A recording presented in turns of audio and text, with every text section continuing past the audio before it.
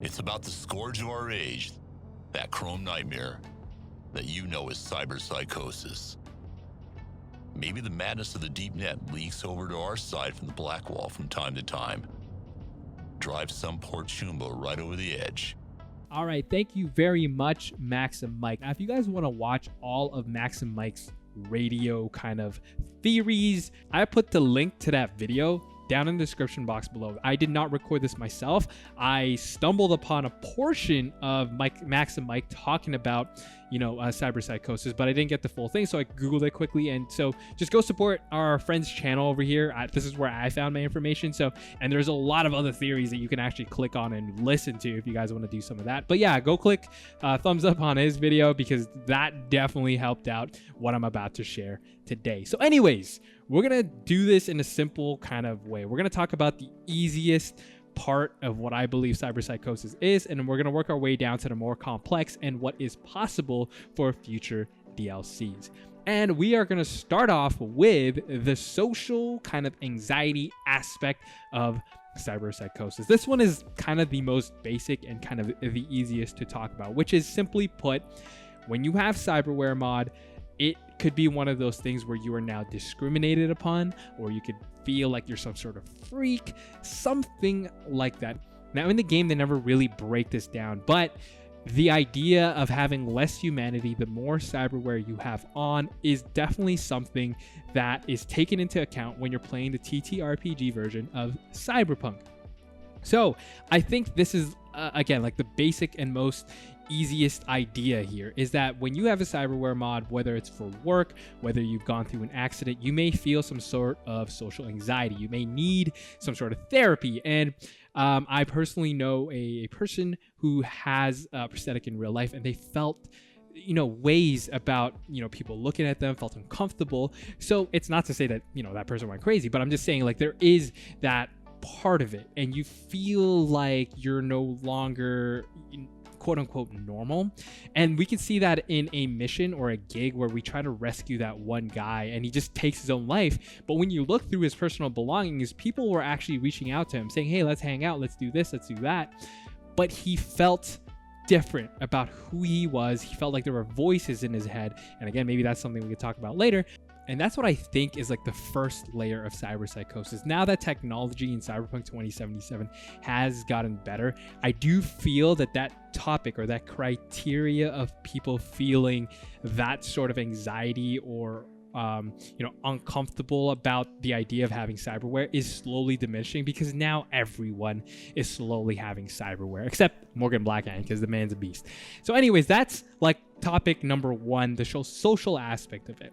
Now, the second thing Max and Mike talks about is the human planned obsolescence. This one hit home because for any of you Apple users, do you remember a few years back when they actually admitted that their devices were kind of planned to become obsolete after a set amount of time? So I don't know exactly the numbers, and I'm sure you guys can Google the article, but there is, I think, where they said two years after like a product has launched, like the batteries start just crashing.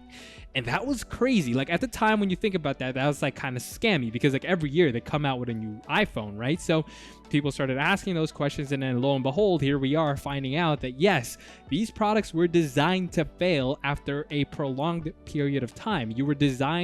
We were being kind of trained to buy the next one because the performance of the current one, or the one we had at the moment, was doo-doo caca. So we were forced to get the newest and quote unquote the best version. And then again, that cycle continues 2 years after or 3 years after or whatever, that battery doo-doo caca, and you got to buy the newest iPhone 17,000 4X or whatever it's called. And there we are. So let's take this back and actually put this into perspective of Cyberpunk 2077. Does this kind of suit, does this fit with the narrative that we see in Cyberpunk 2077? Hell yeah, because we got megacorps like Kangtao, Arasaka, Militech. We have so many megacorps who just want your money, who wants to just control who you are via having your soul, essentially, and they do that by controlling the money. And here we are having an example of that. So imagine, all right, if you had a, I don't know, a Karoshi Optics MK, what is it, 3 or 2 or whatever, and 2 years later, you can't see anything. You're forced to go to the Ripper Doc and then be like, hey, can I get this fixed? And then they're going to tell you, just like how Apple doesn't actually help you replace parts, they're going to be like, hey, guess what? You're going to need to buy Karoshi Optics MK17. It's like, but why? I just need a battery for this. Well, it's like, well, because we don't have compatible battery, you're screwed. It's either you blind or you get MK17, which does the same exact thing, but you have to pay 400% more for the same exact thing. Welcome to capitalism, my friend. But yes, that is a simple example of that, where you become obsolete, where people, well, not people, where you are in a sort of simulation, because now you are controlled. The population is now controlled in this way because those who can't afford it, technically, I don't know, like, it may be kind of extreme, but they die, or they don't have work, or they can't see to do their work. So essentially what I'm saying here is those who are poor are stuck being poor, and those who are rich just keep getting richer. So that's an unfortunate, reality, but that is, again, very cyberpunk, and this works within their reality. So my apologies. I got so caught up talking about capitalism, I forgot this video was about cyberpsychosis. To kind of bring this point home, if you cannot afford to replace your cyberware that you currently have on, the final nail in this coffin is that you essentially go insane. Hence the obsolescence part, where fine, you say you're not going to buy it, fine, you're not going to have a job, whatever, but now you're going to be some cyber psycho freak because your parts are malfunctioning. So, and I think an interesting point that Max and Mike brings up is that even though things are getting better, and I mean the quality of the cyberware is getting better, it's still happening. Cyberpsychosis is now more prevalent than it was. So then if things are quote unquote marketed or shown to be better, how come people are still, falling to cyberpsychosis? And this is one of the ideas, is that because you can't afford it, you just become a crazy psycho. Now that I've finished discussing the first two, let me know what you guys think in the comment section below, because these two were very, I guess, realistic, and that scared me a little bit. Like, I know, I don't know, like, thinking about it, what, in like 50 years, I'll still be alive, but like, goddamn, if I see any of this stuff happening, I'll be like, yo, Max and Mike Pondsmith is a like fortune teller, and a lot of these like lore creators, not only for Cyberpunk, but I mean like, authors like what's his name, George Orwell, talked a lot about like how government systems are, etc. And then you start seeing that stuff, and he wrote that book like 50 years ago, and you're like, goddamn, like these guys know what they're talking about, and it's kind of scary. But yeah, let me know what you guys think in the comment section down below, because personally I feel attacked, I feel a little bit scared, and I hope to God Apple doesn't do this in the future, but who knows, man. They have all the money, and I'm just getting myself sad. So let's move on to the next topic. The next topic here is much more interesting in my opinion, and is one that is a lot more sci-fi. Anyways, the take here is that cyberpsychosis is caused by rogue AIs from beyond the black wall. Why does this one work? Well, simply put, so many people already have cyberware. It's easy for a entity, something demonic, something evil from beyond the black wall to come in and start taking over. There is a movie I want to reference here. It's called Upgrade, and it's a pretty dope cyberpunk kind of movie, and I don't know why I never watched it before. Anyways, when I watched it and I kind of like put these two pieces together, it's kind of like, holy crap, what if this is happening within Cyberpunk 2077? Without ruining the movie, essentially he gets paralyzed, but he has a company kind of sponsor him a nervous system chip that allows him to be able to move again. I'm gonna end it there because I don't want to spoil too much. Anyways, if we take this into consideration within Cyberpunk 2077, what happens? Well, now you have a bunch of people who are possibly ready to be controlled without you doing brainwashy stuff or, putting that blue juice into their brains. You essentially have a group, millions of people who have cyberware mods attached to their brain that you can just jack into and hack.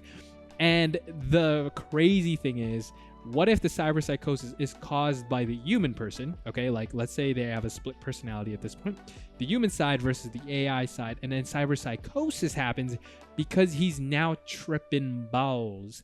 Chumbas, this just works. Like literally every cyberpsychosis mission we have, they're like, oh, I'm hearing stuff in my head, I'm gonna take my own life, all that crazy stuff. And then of course we had that Lilith one, we'll talk about that one in a second. But anyways, like all of them essentially have some sort of like idea, like, oh, there's something in my head. And we're just, me anyways, when I first played all these cyberpsychosis missions, I was just thinking, these guys are just crazy. They have too much technology in their brain. The circuitry is messing with their, like, because, you know, human bodies also operate, well, not human bodies, the brain also operates on, like, you know, electrical currents. Like, I'm like, they're just getting messed up. There's just too much wires that are going bzz, bzz, and then they're screwed. That was my thought until, you know, Max and Mike goes and says this, and then I watch that movie, and then all of a sudden I'm like, no way.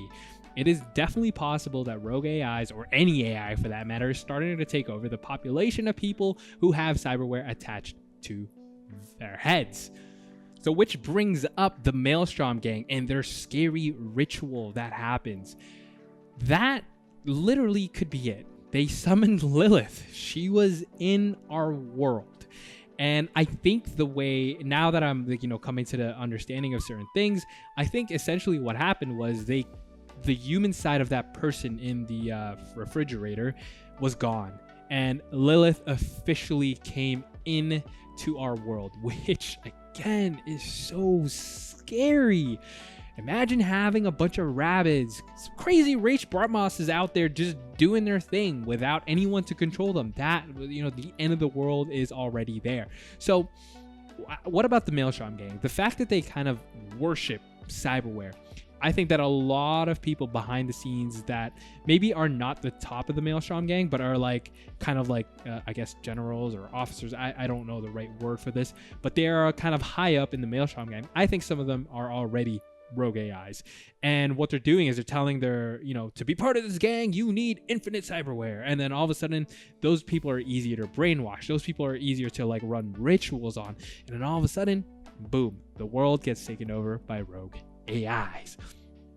But yeah, I mean, I don't need to go into too much detail here. The story kind of like lends itself nicely and kind of explains itself here. And again, thanks to that person, I don't remember who it was, but someone explained that the TTRPG version of Cyberpunk is like the biggest, or the bigger story is about this idea of humans versus AIs. And this would be a perfect example of just that. So let me know what you guys think in the comment section down below, because this has flipped my brain. Now I'm starting to look at anything rogue AI. Now, of course, I don't want to make every video about rogue AIs, but still, this is a very interesting topic. And yeah, let me know what you guys think in the comment section down below. Share your thoughts, feelings, because I want to see what you chumbas have to say.